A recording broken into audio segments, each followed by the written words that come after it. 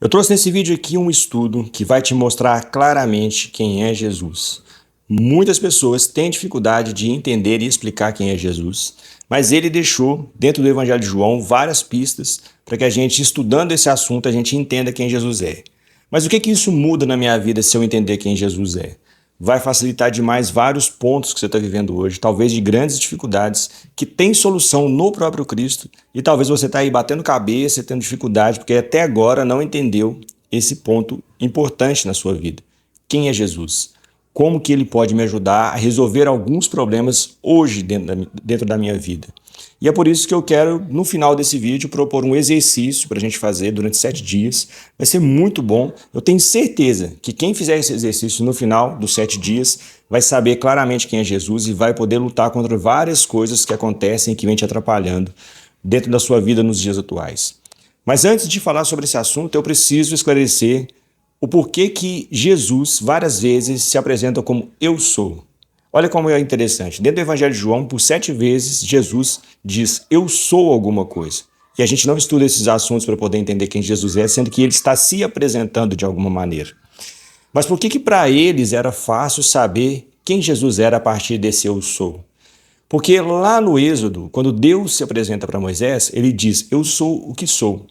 Então, quando Jesus ele diz eu sou para aquele povo, eles lembram lá do passado de Deus falando isso, né? Eu sou. E eles falam, olha, ele está chamando a divindade para ele está se apresentando como Deus encarnado. E isso muda completamente a forma deles olharem para o que Jesus vai falar logo na sequência. E deveria ser assim para nós também. Então, a primeira frase que eu vou trazer aqui é eu sou o pão da vida. E ela está lá em João 6,35. Diz o seguinte, eu sou o pão da vida. Aquele que vem a mim nunca terá fome, e aquele que crê em mim nunca terá sede. Jesus tinha acabado de alimentar milhares de pessoas. Então, claramente, ele não está falando sobre fome física, ele está falando sobre fome espiritual. E ele já tinha usado essa metáfora com a mulher samaritana em outro momento, ele usou essa metáfora em outro momento. E ele fala, você nunca mais vai ter sede, você nunca mais vai ter fome, como ele está falando aqui agora. E mesmo sabendo disso, muitos de nós têm dificuldade de enxergar esse ponto. E aí eu queria fazer uma pergunta sobre esse assunto. Nós estamos buscando Jesus apenas como uma solução imediata ou nós estamos nos alimentando dele como nossa fonte de vida e salvação? Porque muitos de nós buscam Jesus para resolver o problema imediato. Nós não nos aprofundamos nele nem buscamos vida e salvação a partir dele. E esse é o grande problema que atrapalha nossos lugares. Ah, mas se ele me resolver meu problema agora, eu estou feliz. Não é isso que ele está propondo aqui. É algo que é eterno, que não tem fim. Depois ele vai dizer que ele é a luz do mundo em João 8,12. Eu sou a luz do mundo. Quem me segue nunca andará em trevas, mas terá a luz da vida. Ele fala isso durante a festa dos tabernáculos, que tinha milhares de candelabros em Jerusalém, iluminando a cidade como um todo. E no Antigo Testamento, luz aponta para Deus.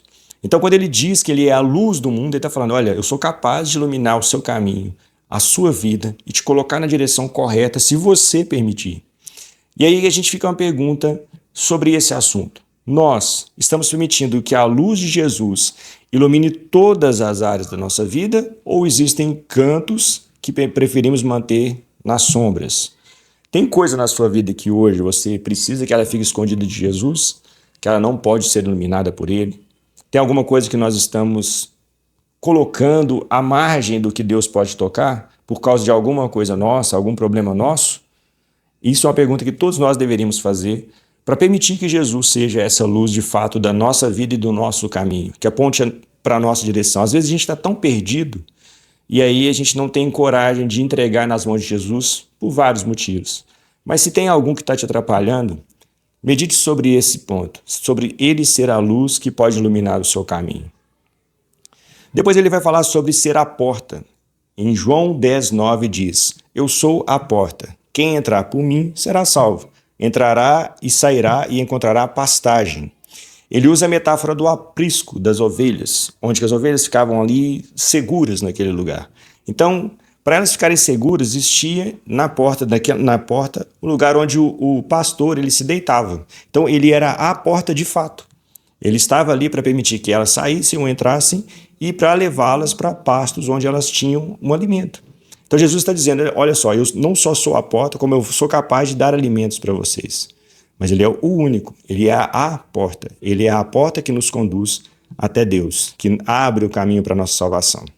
E a pergunta que nós temos aqui é a seguinte: reconhecemos Jesus como a única porta para a salvação e estamos vivendo na segurança e liberdade que esse entendimento e o próprio Cristo nos proporciona? Tem segurança e liberdade na sua vida hoje?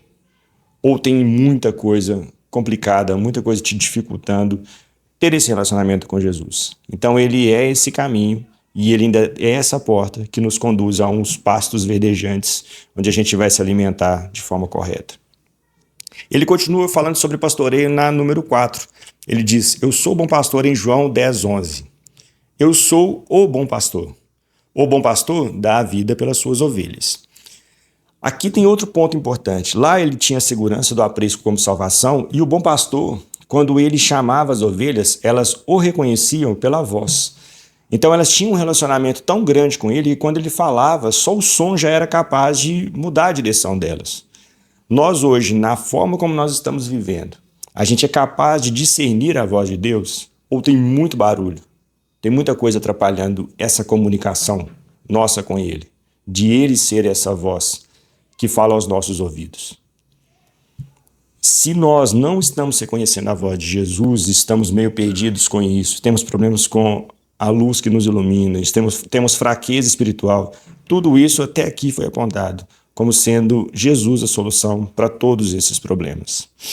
Na número 5, ele vai dizer que ele é a ressurreição e a vida. João 11, 25 e 26. Eu sou a ressurreição e a vida. Aquele que crê em mim, ainda que morra, viverá. E quem vive e crê em mim, não morrerá eternamente.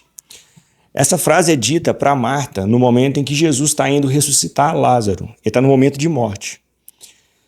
É muito interessante ver como cristãos reagem à morte. Pessoas que sabem que os outros viveram como servos do Senhor, eles já viram isso aqui acontecendo. Eles olham para Jesus e sabem, olha, ainda que morra, viverá. E viverá eternamente. Isso nos dá uma esperança muito grande dentro de um momento de luto. Então, quando você olha para um servo do Senhor e vê que ele ali acabou de morrer numa vida, independente do momento, da hora, da idade, seja como for, é um servo do Senhor, Jesus está garantindo a eternidade para aquela pessoa ao lado dele. Isso é maravilhoso. Isso nos dá um consolo dos maiores do mundo, assim. E aí fica uma pergunta. Vivemos com confiança e esperança que vem de saber que em Cristo a morte perdeu seu poder sobre nós? Nós hoje temos essa esperança e confiança ou não? E esse é um ponto que também precisa ser trabalhado na vida do cristão. O 6º ponto, ele diz, eu sou o caminho, a verdade e a vida. Ninguém vem ao Pai a não ser por mim. João 14:6. Essa declaração é feita na última ceia. Então Jesus está deixando assim uma última informação para eles, tanto que os discípulos do começo, no primeiro século, eles eram conhecidos como os do caminho, por causa dessa afirmação que Jesus faz. Ele é o caminho, ele é o único capaz de nos levar até Deus, né? A gente tem figuras, por exemplo, do Santo dos Santos, dos sacerdotes que tinham essa responsabilidade. Jesus se apresenta como sendo esse único caminho. E aqui a gente tem um problema para muitas pessoas quando olham para Jesus e tentam lutar por conta própria, né? A pergunta sobre esse assunto que eu separei é a seguinte: nós estamos vivendo a independência momento a momento de Jesus ou estamos tentando produzir fruto espiritual por nosso próprio esforço? Não, a pergunta aqui é outra. Essa pergunta é para o 7º. Estamos buscando chegar a Deus através de Jesus ou estamos tentando criar nossos próprios caminhos baseados em boas obras ou filosofias humanas? Eu gravei outro vídeo sobre essa questão de boas obras e filosofias humanas, vou deixar o card aqui em cima e no final também para quem quiser assistir. Vale muito a pena entender como acontece a salvação de todos nós, como isso é desenhado. Mas a pergunta é essa: nós estamos buscando a Deus através de Jesus ou nós estamos nos salvar de alguma maneira, ou através de outras filosofias. Ele se apresenta, eu sou o caminho, né? A verdade é a vida, e ninguém vem ao Pai a não ser por mim. E por último, no 7º, ele diz que ele é a videira verdadeira.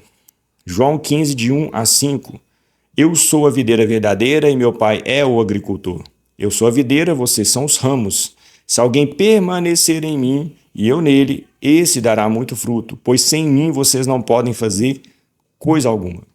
Jesus está falando que nós somos completamente dependentes dele para qualquer coisa. Sem ele nós não podemos dar fruto nenhum. Sem ele nós não podemos fazer nada, mas com ele nós podemos dar muitos frutos. Então, se eu cortar um galho de alguma árvore qualquer aqui agora, dentro de pouco tempo ele começa a murchar. Muita gente tenta viver a vida dele assim. Hoje eu vou na igreja, me entrego, faço jejum, faço tudo durante tantos dias, de repente a pessoa some e sai de pé de Jesus e não quer saber de mais nada. E aí lá na frente, quando ela tem um momento de fraqueza, talvez ela lembre que Jesus existe e volta para trás. Então ele está falando assim, você não é capaz de viver longe de mim. Você precisa de mim, assim como um ramo precisa da videira. É isso que ele está querendo dizer aqui para nós. E a pergunta é aquela que eu li antes, errado, mas agora está certo. Estamos vivendo independência momento a momento com Jesus ou estamos tentando produzir fruto espiritual por nosso próprio esforço? E aí? Qual que é a sua solução? Como é que você está vivendo a sua vida? E aqui vai a proposta para nós durante esses próximos 7 dias. Nós vamos fazer o seguinte. Quem quiser desenvolver um relacionamento com Jesus, né? Não sei. Mas quem quiser, a proposta é essa. Nós vamos pegar essas 7 afirmações e transformar da seguinte maneira. Como o pão da vida, ele satisfaz a nossa fome espiritual. Como luz do mundo, ele nos guia na escuridão. Como a porta, ele nos dá acesso a Deus. Como o bom pastor, ele nos protege e cuida de nós. Como a ressurreição e a vida, ele vence a nossa morte. E como o caminho e a verdade e a vida, ele nos leva ao Pai. E como a videira verdadeira, ele nos capacita para dar frutos. Nós vamos pegar cada uma dessas afirmações, vamos pegar os versículos dela e vamos meditar um dia por semana em cima de cada versículo, orando, lendo, meditando mesmo, ruminando aquele versículo várias vezes durante o dia, até que isso seja uma verdade absoluta dentro da nossa mente. E aí no outro dia a gente parte para o segundo, até o final. Essa é a proposta. Eu tenho certeza que se a gente fizesse isso mais vezes, dentro da Bíblia toda, a gente teria mais relacionamento, mais íntimo com Jesus, capaz de conhecer a voz dele de fato. Eu vou fazer também. Eu vou fazer durante muito tempo esse desafio, porque eu tenho certeza que ele vai me edificar de alguma maneira. Então, se esse vídeo te ajudou de alguma forma, compartilhe ele com outras pessoas que também precisam ouvir essas verdades, que precisam entender quem é Jesus. Se você ainda não é inscrito aqui no canal, já se inscreve e deixe seu like. Agora, não esqueça também de comentar aqui embaixo qual desses eu sou que te impactou mais, de alguma maneira. De alguma forma, algum desses pontos falou mais com a sua vida. Comente aqui embaixo qual deles foi esse que te impactou. Um grande abraço, que Deus te abençoe sempre, em nome de Jesus, e muito obrigado por vir até aqui.